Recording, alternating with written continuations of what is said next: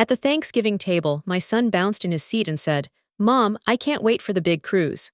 My brother leaned back, grinned, and replied, "Sorry, buddy, this one's adults only." No kids crashing the party. The whole table burst out laughing. I took his small hand, helped him slide off the chair, grabbed his leftover pie, and we walked out the door. 5 days later, the cruise booking I had paid for in full was gone, and my phone started lighting up like it was on fire. I want you to sit with that image for a second. My 10-year-old son, eyes sparkling from the pumpkin pie and the excitement he'd been carrying for months. Hearing his own family laugh at the idea of him joining the trip we'd been planning since summer. That was the moment everything shifted inside me. Let me back up so you understand how we got here, because trust me, it didn't start at that Thanksgiving dinner. My name is Sarah. I live just outside Denver, Colorado, and I run a small online tutoring company that helps high school kids with college prep. I built it from scratch after my husband passed away 4 years ago. It does well enough that we have a cozy house, reliable cars, and I can be home when my son Alex gets off the bus. But in my family, doing well has always meant Sarah can cover the rest of us. My parents and my older brother Tyler have leaned on me financially for years. Tyler's construction business hits rough patches. Mom and Dad's retirement checks don't stretch like they used to. I've quietly paid for family vacations, helped with house repairs, even covered Tyler's truck note last year. I told myself it was what family does. Until that dinner.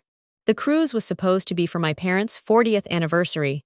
A 7-night Caribbean trip, the kind with pools and shows and endless food. I found the deal, put the entire amount on my card because you're so good with money, honey, and everyone got excited.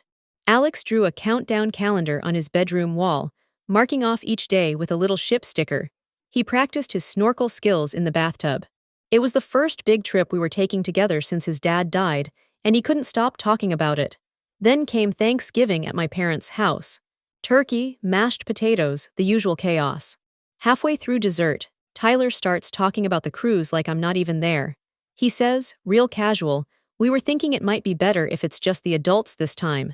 More relaxing, no little ones running around." My mom nodded, my dad chuckled. And Alex, who had been listening from the kids' table, looked up with that hopeful grin and asked if he could still come. That's when the laughing started. I didn't raise my voice. I didn't cause a scene. I just stood up, took Alex's hand and said, "We're heading home, kiddo, time to get you in your pajamas." Tyler called after me, "Sarah, don't be so sensitive. It's not a big deal." But it was a huge deal. That night after Alex was asleep, I sat at my kitchen counter staring at the cruise confirmation on my laptop. Full payment. Non-refundable after the deadline. Thousands of dollars, my money, my son's dream. I picked up my phone and called my cousin Jenna. She's my dad's niece, the one person who's never once asked me for help.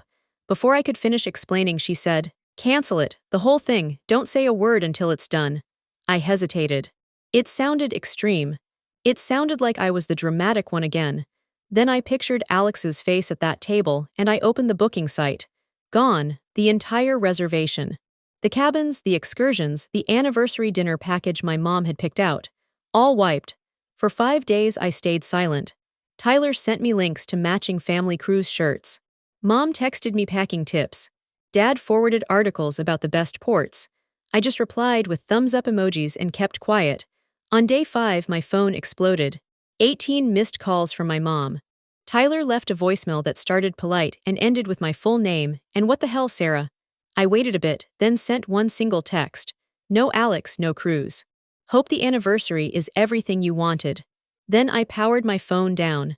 What I didn't expect was how quickly the mask would slip, or what I would discover when it did. That evening Tyler showed up at my door jaw tight. He didn't ask about Alex. He just said, "Mom and Dad had plans for that cruise, Sarah, important plans." I asked what plans. He got quiet, the kind of quiet that screams he's inventing an answer. Then he muttered, "Doesn't matter now," and left. But I'm not naive. Later that night, while Alex was asleep, I logged into the shared family email we all still used for trip details. There were weeks of messages between Tyler, his wife, and my parents. They weren't celebrating an anniversary. They were using the cruise as the perfect relaxed setting to pitch me on costing a massive loan for Tyler's business.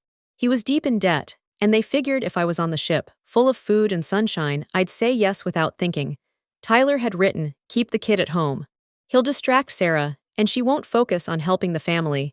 My son wasn't excluded because he was too young. He was excluded because he might overhear the plan to put my name on the line for his uncle's mistakes. I sat there on the living room floor with my laptop glowing in the dark, and I didn't cry. I was done crying for them. The next morning, I made Alex his favorite chocolate chip pancakes, packed his lunch, kissed the top of his head as the bus came. The second it drove away, I called Jenna and told her everything. She was quiet for a long time, then said, "Sarah, when are you going to stop expecting people who have used you for years to suddenly stop?" She was right. I called my mom. She answered on the first ring and started right in on how selfish I was being. I cut her off mid-sentence. "I know about the loan. I know about the plan to trap me on that ship so I'd casein for Tyler. I know you all decided my son was in the way. I'm done. No more trips, no more loans. No more anything." The silence was so complete I could hear my own heartbeat. Then she whispered, "You're breaking this family apart." I hung up and blocked every number. Within 2 weeks, the consequences hit. Tyler couldn't make his business loan payment. Mom and Dad's credit cards, the ones I'd been quietly helping with, went past due. The house they'd been talking about downsizing suddenly looked impossible. My sister-in-law actually had Tyler's daughter call Alex to ask why Aunt Sarah ruined the cruise. That night, I was tucking Alex in, and he looked up at me with those big quiet eyes. He said softly, "Mom, are we the bad guys?" My heart cracked wide open and healed in the same breath. I told him no, we were never the bad guys. He nodded, then whispered, "Good." Because I never liked pretending the cruise mattered more than us anyway. Kids notice everything. The next morning, I did what I should have done years earlier. I stopped every automatic payment, removed myself from every group chat, changed the locks on my financial and emotional support. The weeks that followed were the calmest I'd known in a long time. Alex and I started our own tradition, backyard campouts under string lights where we roasted marshmallows and talked about stars and dreams. He sleeps better. I sleep better. My tutoring business grew because I finally had energy to take on new students instead of doing free work for relatives. Last month, my dad sent a short message.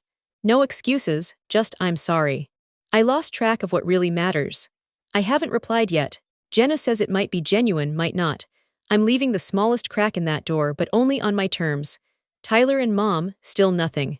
That's fine with me. Alex and we're doing great. My business just signed its biggest client yet. Alex made the honor roll and started a little YouTube channel reviewing snacks. We sit on the porch most evenings, watching the mountains turn purple, and the house feels lighter, like someone finally opened all the windows.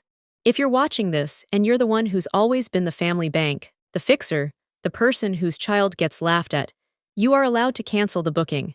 You are allowed to walk away from the table. You are allowed to choose peace for you and your kid. Alex and I finally found our table, and nobody at our table laughs at my son. That's my story. If you made it this far, thank you. It means more than you know. Drop a like if you've ever had to put your child first and walk away from family pressure.